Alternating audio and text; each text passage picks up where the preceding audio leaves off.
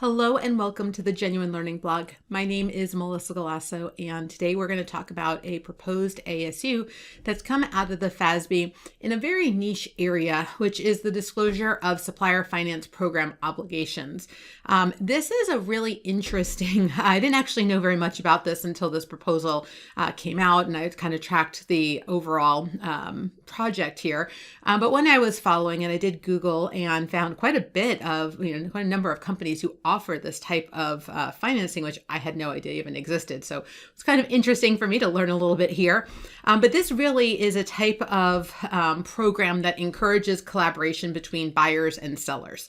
And so they're going to have a buyer, a seller, and some type of third-party financing entity that's going to be involved in these transactions. And in this scenario, some buyer is going to buy some type of product or service from the supplier, right? So they're going to go as a customer and purchase some goods.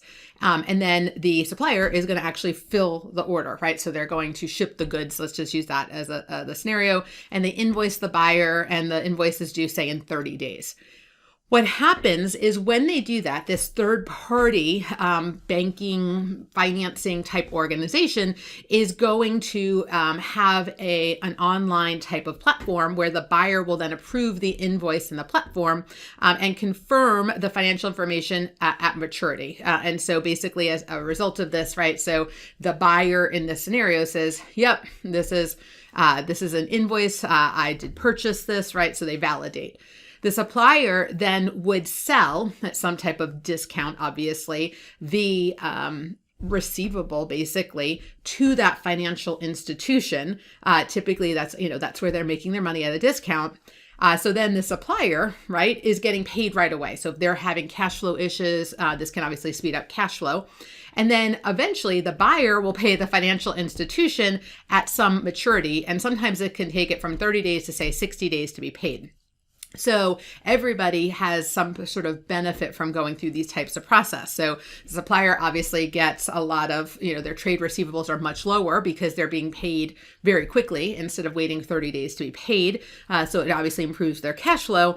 It gives them more access to cash, obviously, and conversion to cash is pretty quick.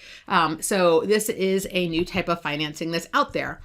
The problem is there's actually nothing in GAAP that warns the user that these types of transactions have been entered into. So these are sometimes called reverse factoring or payables financing or structured payable arrangements. And there's nothing in GAAP that explicitly addresses these. And so what's happening is that sometimes these are just being shown with AP, right, from the party who is going through this, even though it's been obviously, factor or reverse factored. And so these are disclosures of the supplier finance program obligations. So again, it's on the liability side. This was issued in December during our 2-week break. So we're excited to be able to bring this to you now.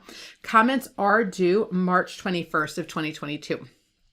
So all they're doing is they're not giving accounting for this. They're just providing some new disclosures. So just to sort of inform the user about these items. And so you're going to provide the term of the program for the obligation amount that they've confirmed as valid. So again, they owe these funds to the provider, whatever intermediary, the amount outstanding as of the end of the period, the description of where this is presented. Again, often these are showed in AP, even though they don't really, the supplier isn't the one that they owe money to. It's through this financing here.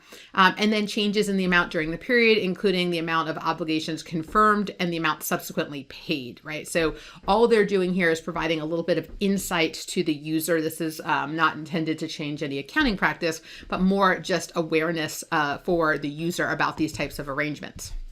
And so they haven't proposed an effective date here, but they did indicate that it would be retrospective application. So we're going to have to wait until a final ASU is issued.